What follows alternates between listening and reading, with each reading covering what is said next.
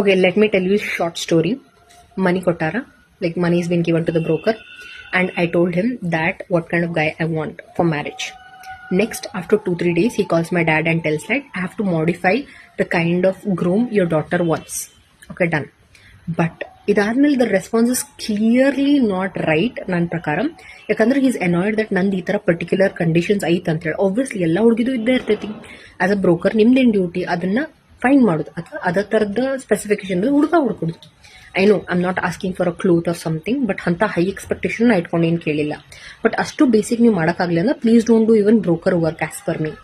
Nowadays brokers are literally scammers.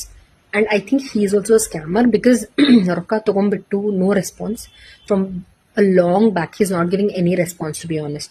ರೊಕ್ಕ ತಗೊಂಡ್ಬಿಟ್ಟು ನೀವು ಈ ಥರ ಕೆಟ್ಟ ಕೆಲಸ ಮಾಡಿದ್ರೆ I think it's not right. You better leave that broker work. ಅವ್ರಿಗೆ ಅನ್ಯಾಯ ಮಾಡೋದಕ್ಕಿಂತ something else you can do. I think so.